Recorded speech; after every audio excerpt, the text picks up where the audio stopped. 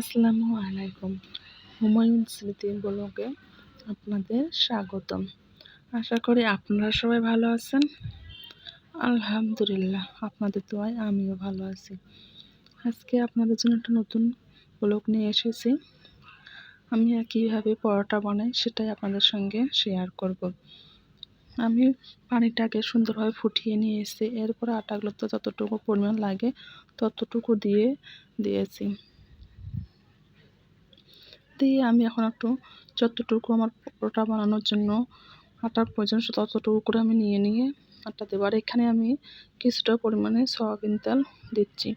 এটা দেওয়ার কারণে পরোটাটা খেতে অনেক মজা হয় এবং তুলতুলে নরম হয়। আমি এইভাবেই কিছুক্ষণ সময় রেখে দেবো। সবগুলো আগে আমি এইভাবেই বানিয়ে নেব। আপনারা সবাই একবার হলো অন্তত চেষ্টা করবেন, দেখবেন অনেক অনেক মজা হয়েছে। এইভাবে পরোটা খেতে অনেক মজা লাগে। যারা একটা পরোটা খায় তারা যদি এইভাবে বানায়, আমার বিশ্বাস তারা 2 থেকে 3টা পরোটা অনায়াসে খেতে পারবে। কেননা এই পরোটা যে এত তুলতুলে নরম এবং এত সফট হয় যেটা বলার মতো নয়। আমি একে একে কয়েকটা পরোটা বানিয়ে নেব এবং 2টা আমি রুটিও বানিয়ে নেব।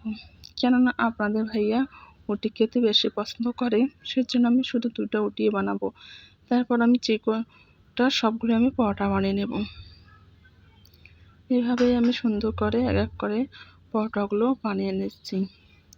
এখন পর্যন্ত যারা আমার ভিডিওর সঙ্গে আছেন তাদেরকে অসংখ্য অসংখ্য ধন্যবাদ। আমার ভিডিও যদি ভালো লেগে থাকে তাহলে প্লিজ একটা লাইক করে দেবেন।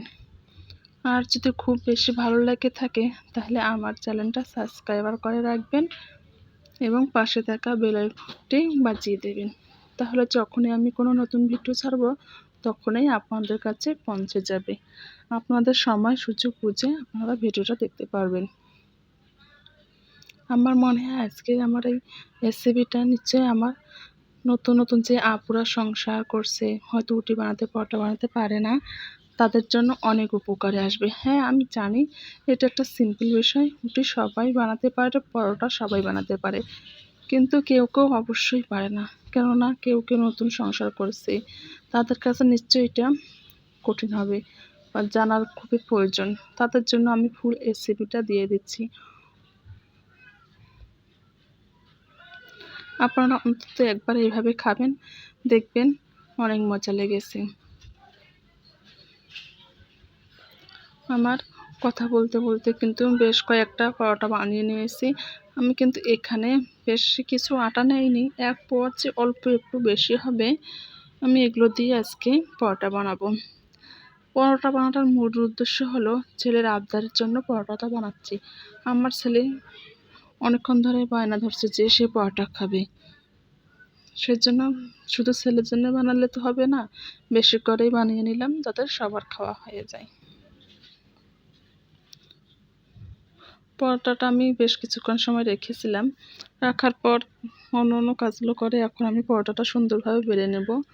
আপনারা চাইলে এইভাবে চারকোনাচে করেও বানাতে পারেন এবং কি রুটির মতো, আপনাদের যার যেমন চয়েস।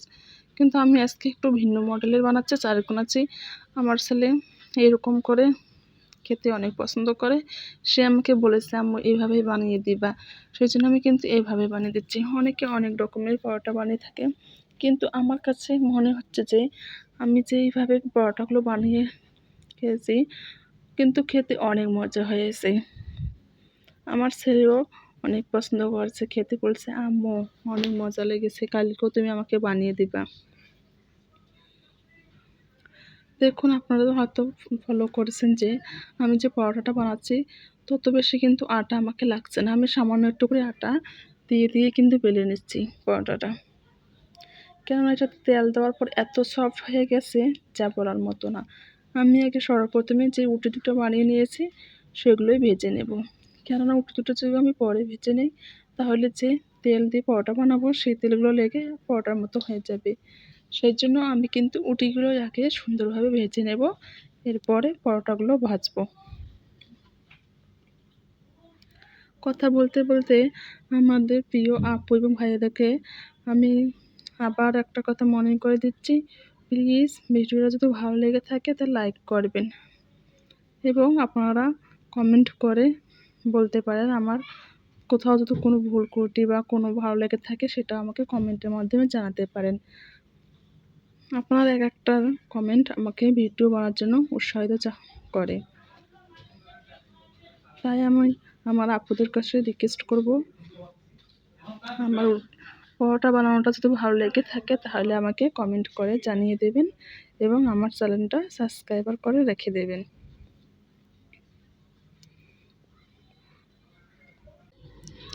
আমি কিন্তু কথা বলতে বলতে অনেকটাই পরোটা ভেজে নিয়ে এসেছি। পরোটা বানাতে কিন্তু অনেকটা তেল লাগে, যেহেতু ছেলে খেতে চাইছে সেহেতু বানাতে তো হবে, তাই না? কিন্তু দেখতে পাচ্ছেন একটা জিনিস, হয়তো দেখুন আমার পরোটাটা এত পরিমাণে ফুলতেছে যেটা বলার মতো না, প্রচুর পরিমাণে ফুলতেছে। আর পরোটাটা কিন্তু দেখতেও যেমন সুন্দর হয়েছে, খেতেও সুন্দর হয়েছে।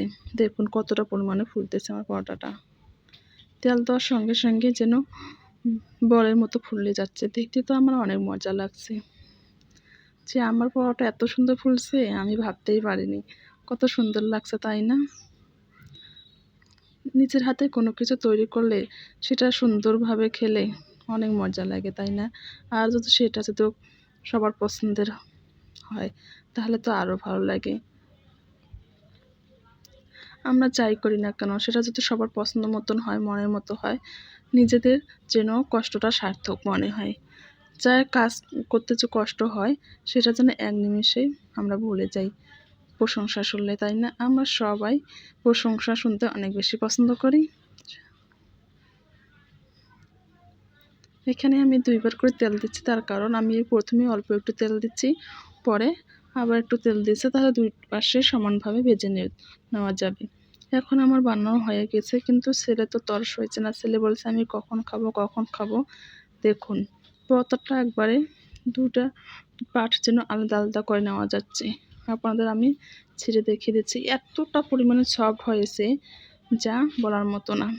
এদিকে দুধে চা রান্না করে ছেলেকে আগে দিয়ে দিলাম, ছেলে তো খেতে বসে পড়েছে।